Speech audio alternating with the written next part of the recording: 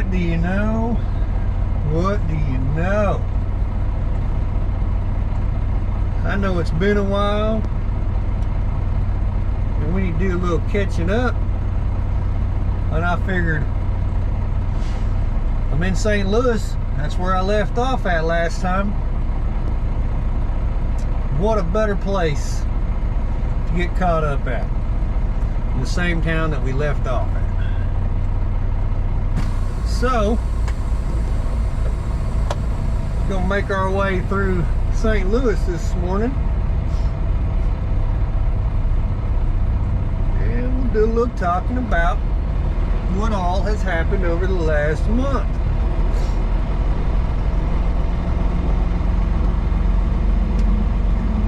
So if y'all recall, last place I was at was in St. Louis. Turn left, then turn right. And at the time I was waiting to make my delivery.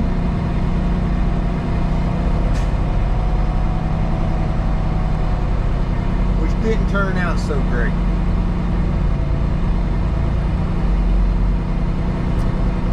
So that day I showed up over there. In 500 feet, turn left, then turn right. Everything I had on my end showed noon was my appointment time. When I got over there, this is one of the places where you got to park. Where you got to park outside the gate. You got to call and check in, and they don't even let you in the gate until they're ready for you. So I called and checked in, and the first red flag for me was the lady said I was a work-in. And I thought, all right. Well, for me, I was like, well, no big deal. I don't pick up my next load till tomorrow morning. And it was only like, I want to say like 50 miles away or something like that.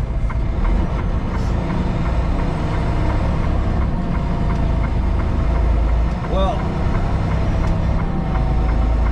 I got situated and got comfy, ate me some lunch, and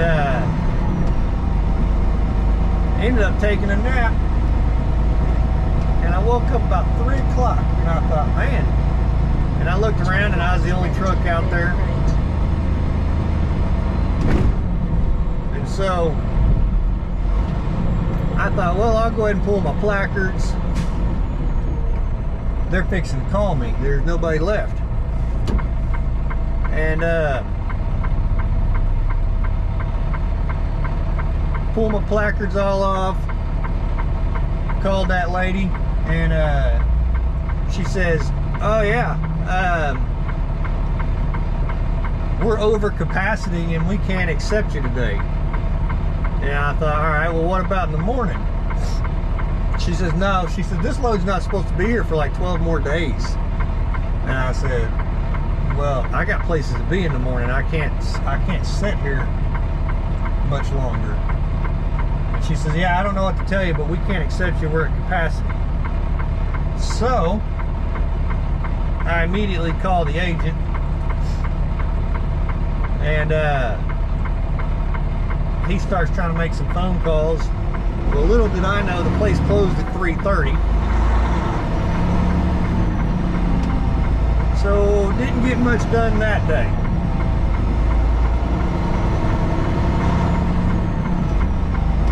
So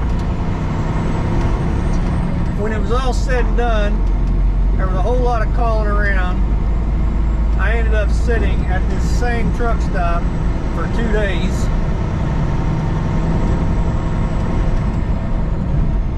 Because the shipper wouldn't take the load back and the receiver wouldn't accept it for 12 days.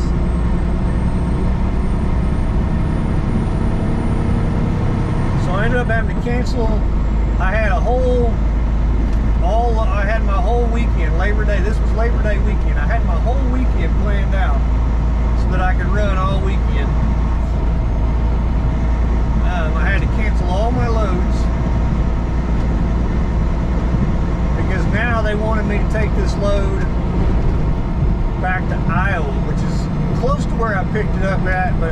you know, I was taking it to somewhere else. But I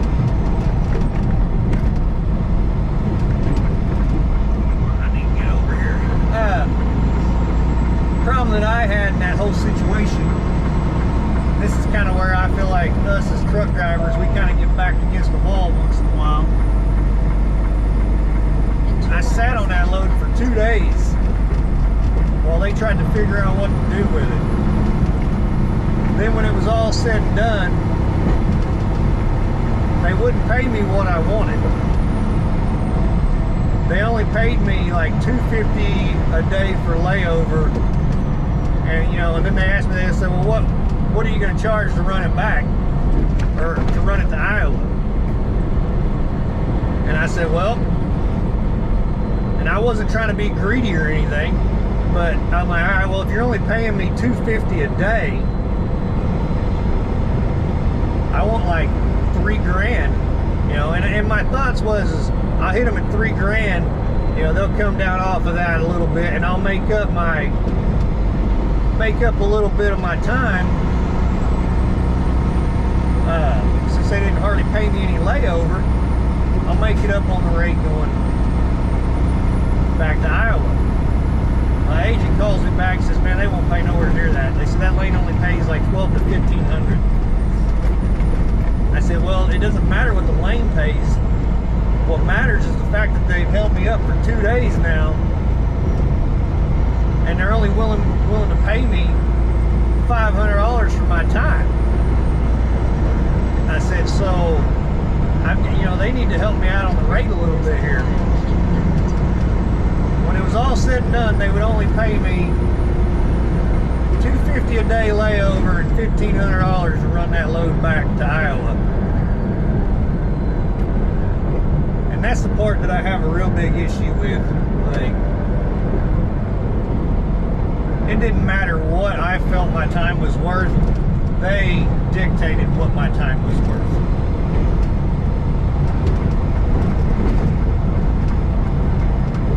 So that was the first issue that I ran into. This is the last time we talked. I got stuck in St. Louis for 2 full days. My Labor Day weekend got shot. So my Labor Day weekend wasn't even over yet either. So I delivered that load to Iowa. Then I found a load out of Nebraska that was going down to the Dallas area. It was a dropping hook in Dallas that I could drop on Monday, on Labor Day. So, which it gave me time to go home. I went home. I took that load through the house. I was home by, I want to say Friday afternoon, so I was home Saturday and Sunday, and then Monday morning I got up and ran down to Dallas. Well, I had a load booked out of Dallas going down to Laredo, and I had a load out of Laredo that paid very well coming back up to Denton. Well, on Sunday, the load out of Dallas going to Laredo messaged me and basically told me that they didn't want to load on Monday, they wanted to wait till Tuesday. I said, well, that doesn't work for me. So now here I am on Labor Day weekend, crossing my fingers that I can find a filler load to get me down to Laredo. And needless to say, it didn't happen, so I bounced to Laredo empty. I ate the cost on it because the load in Laredo was a good paying load, and it was working with an agent that I really wanted to work with. Trying to kind of develop a lane, you know, or have an option for a lane, because I've got a customer that has freight that goes down to Laredo on a regular basis out of Oklahoma City. So I didn't want to burn that agent, so I went ahead and bounced down there and got it. That's not where the headache ended though. So on my way back from Laredo, was in the middle lane. I had some four-wheelers to the left of me, and I had a big truck on the right-hand side of me. In 1 mile, exit right. And I had a big truck in front of me. And I didn't see it until it was too late, but the big truck in front of me had straddled a big chunk of tire. And my truck's got such the front balance on it, set so low to the ground for the aerodynamic purposes. I didn't clear it. I had nowhere to go. The only option I had was to try to straddle it. Well, my lower balance, when it hit that tire, it kicked it up. And immediately I heard air. So I got the truck pulled over on the side of the road. Exit right, then keep left. And started trying to assess the situation. I had called the one of the service centers that I had just passed. I'm not going to mention which one it is because I'm not trying to put them on blast or anything. I think they could have helped me out. But they tried to say because the truck shut itself off because it lost air so fast. It shut off and it was stuck in gear because it's automated. It's got to have air pressure to shift. So it was stuck in gear. All kinds of warning lights or lights and stuff was on my dash, and the truck wouldn't start. So they told me that since the truck wouldn't start and had all kinds of warning lights, that they couldn't help me, that I would have to be towed to a dealership. So I thought, oh great, here we go. So I found a tow company that wasn't far away. And the bad thing was there was a dealership just north of me and one just south of me. Neither one of them was very far from me. But they both closed at 6 p.m. Well, it took the tow truck like 6 hours to show up. So at this point, I'm thinking, I'm taking my truck to the dealership, I'm headed to a hotel, and in the morning I'm getting a rental car and I'm going home. Fortunately for me, that tow truck driver knows his crap. Apparently better than the service place that I called, because he told me, he says, I can get you off the side of the road without towing you. He says, now you'll still have to take the truck and get it fixed, but I can get you off the side of the road. I said, hey man, if you can get me off the side of the road and I don't have to take it to a dealership, more power to you, man. So he had found an airline had been ripped out of my out of the air tank for my transmission. It had ripped some threads. So he got it threaded back up in there, and you know, it was a patch job. He told me it was a patch job. It was just to get me home fixed, you know. And I said, well, what about my truck not starting? It won't build air pressure. He said, it's got all kinds of warning lights on. So he hooked my air tanks with his truck and aired up my tanks. Well, while he was airing it up, I had the ignition on, and as soon as he started putting air in the system, it shifted into neutral and everything cleared out, and it let me start the truck. So instead of towing me, which he could have done, he could have just kept his mouth shut. He could have just hooked up to me and towed me to a dealership, and it could have cost me a lot of money. He actually helped me out. I was very thankful for that, but I still had to take the truck and get it fixed. But what I did was I went ahead and ran my delivery to Denton, and then in the morning I took the truck over to the TA there in Denton, and they had to put a new air tank, a new transmission air tank in. So with the service call that the tow truck charged me, and the repair at the TA, I was now out about 1,500 bucks. So I just lost 2 days worth of revenue.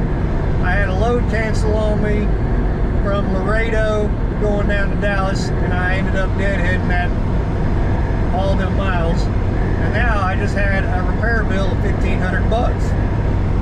So that was not a good week. Not a good week at all.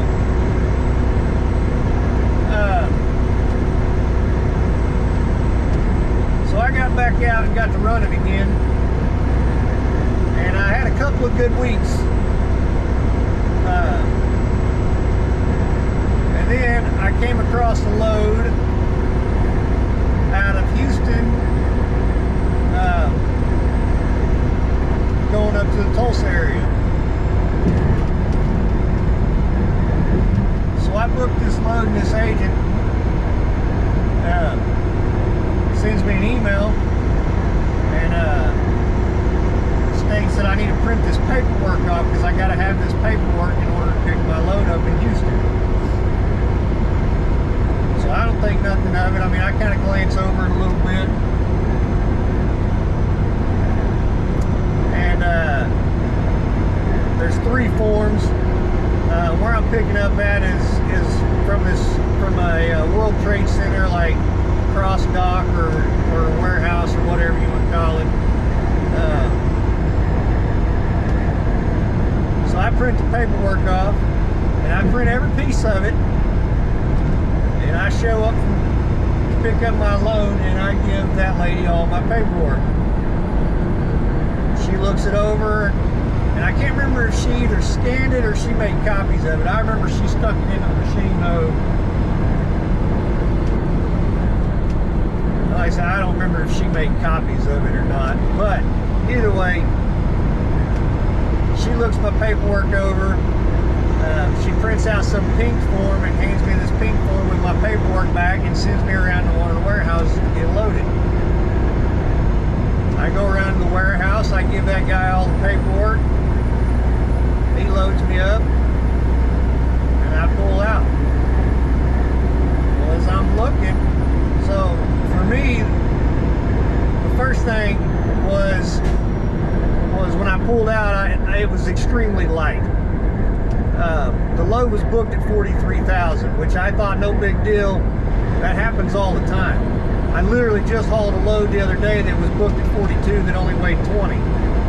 Load I'm on right now was booked at 25. It weighs 4,000 pounds. So it's not uncommon for loads to be out there at some maximum weight, and they don't weigh that. So that was not a red flag to me. But the load was booked at 43,000, and I want to say I only had like 13,000 in the box. So I glance over the paperwork. All my paperwork shows 28 cases. The pink form that the lady at the shipping office gave me says 28 cases.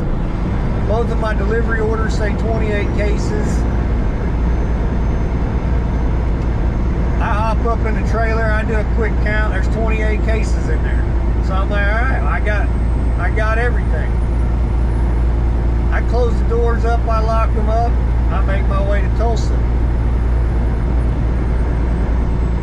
When I get to Tulsa, and they're unloading me, the guy that's unloading me asks, is there another truck coming? And I said, I don't know. I just hauled, I just hauled for myself, so I don't know if there's another truck coming or not. He said, well, there's only one order here. It's supposed to be 2. And I said, well, I don't know, man. I said, I just haul what they put in my trailer,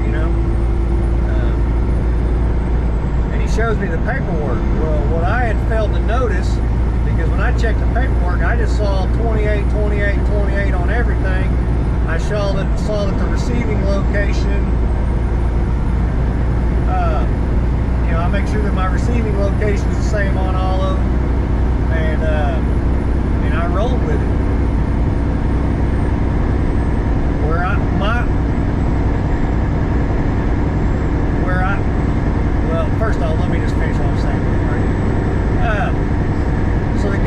yeah, there's only one order here. Because my thoughts was is I had a 7512 form from the World Trade Warehouse, and I had two delivery orders. So in my head, one was my copy, one was a customer copy.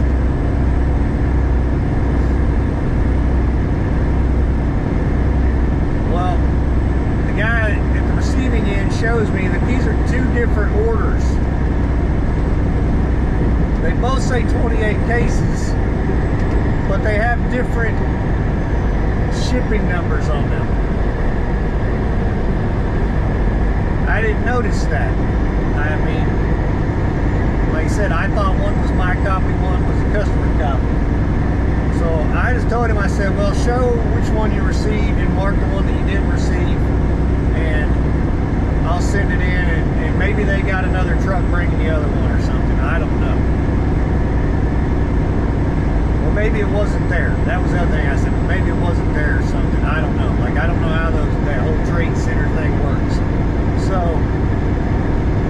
I send it in, and it don't take but a few minutes, and the agent calls me. And he wants to know how many cases I delivered, and I told him. And he immediately got heated. He said that I only hauled half the load. And I said, whoa, buddy, I hauled what they put in the trailer. I said, I gave them every bit of piece of paperwork that you gave me. I said, I hauled what they put in the trailer, and everything on my paperwork showed 28. He said, yeah, but that load was booked at 43,000. I said, man, that's not uncommon for us out here. He said, you only hauled half the load. I said, I hauled what they put in the trailer. I said, if they only loaded half the load, I don't know what to tell you, man. But that's, you know, everything I showed said 28. I hauled 28 cases. So, anyway, needless to say,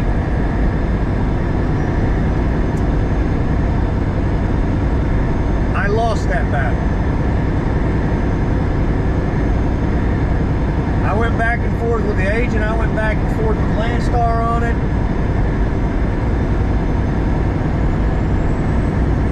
That load paid $2,000. I ended up paying $1,600 to have another carrier move the second half of that load.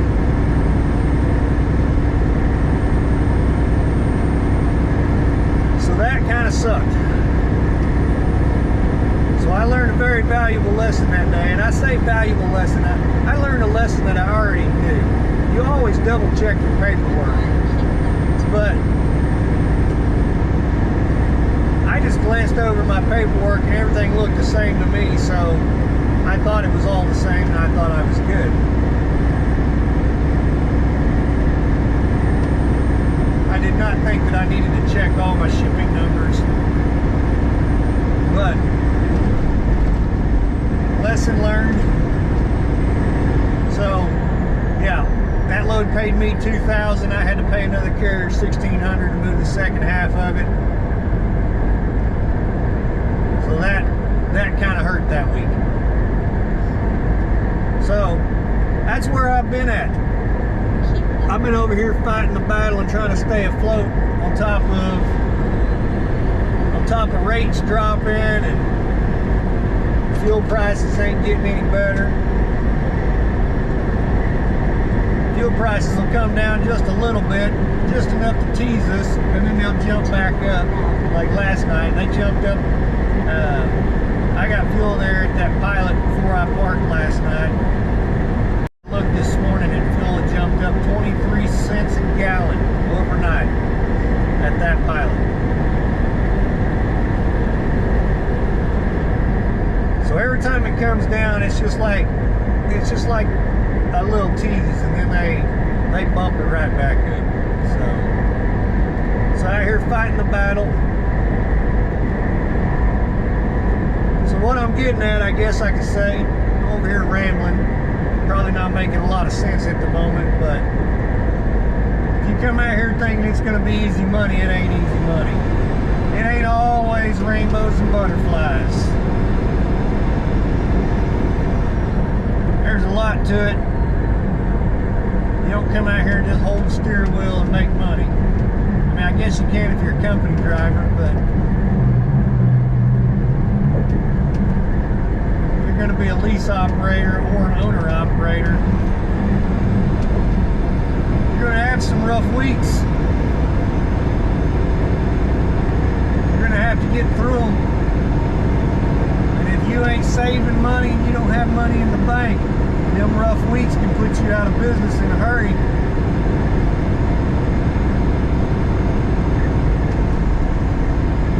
So anyway, that's where I've been at. We're going to work on getting back in a routine and doing some weekly updates. I hadn't really been tracking my revenue numbers during them weeks because I was just trying to get through the crap without getting it in my mouth, basically. So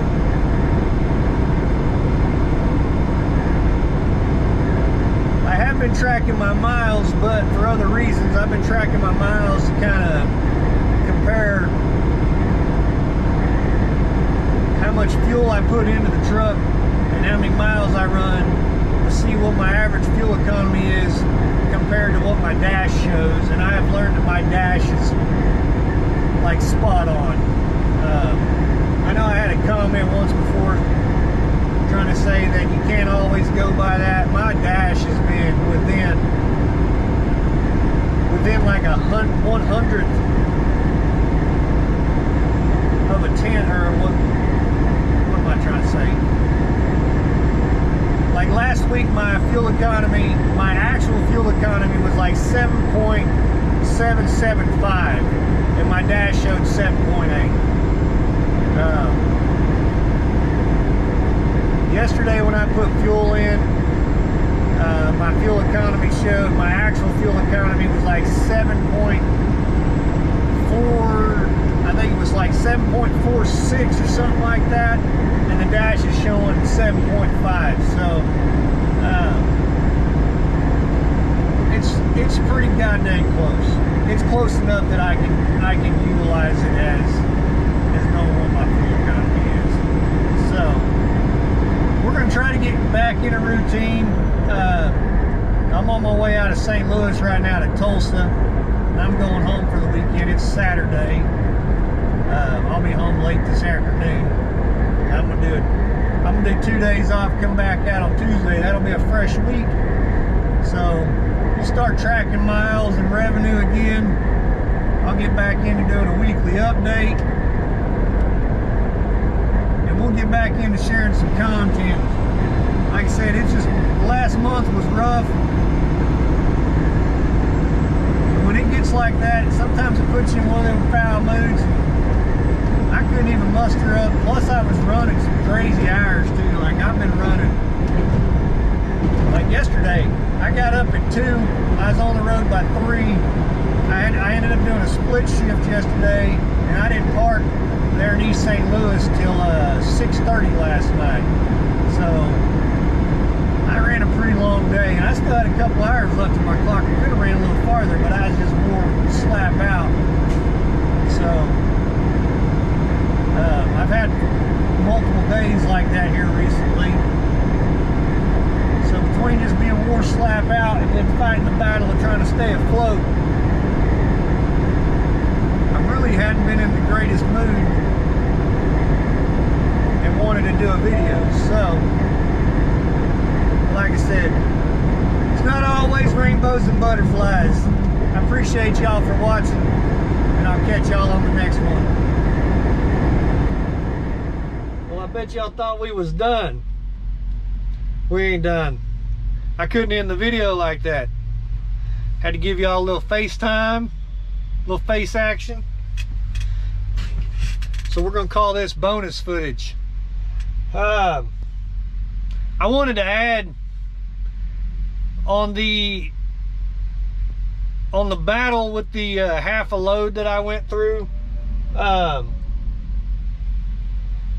I didn't want people to get the impression like Landstar didn't help me in that situation or whatever, but Landstar did try to help me.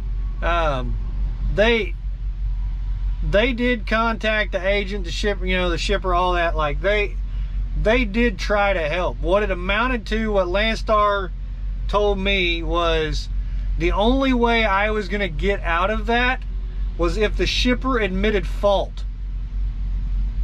And we all know how that turned out. Ain't no shipper going to admit fault. So, since the shipper wouldn't admit fault, that they short loaded me, or that they shorted my load, it basically fell back on me. So that's how that ended up playing out. But I didn't want to leave the impression like Landstar didn't try to help me or anything like that. They did try. They were involved, and they did what they could. Basically what it amounted to was I only hauled half the load, so I had to eat it. So that's part of it. That's part of the business. If you mess up, you got to pay the price. So that's how that worked out. But anyway, like I said before, we're going to get back in our routine. I'm probably going to do an update video in the next day or two, and I'm just going to go do a quick rundown of the last several weeks and just show like total revenue for the week, and that'll kind of get us caught up. And then next week I'll do an update video on this week's number. Till next time, like always, stay safe, keep the rubber side down and the shiny side up. Don't forget to hit that subscribe and that thumbs up. Catch y'all later.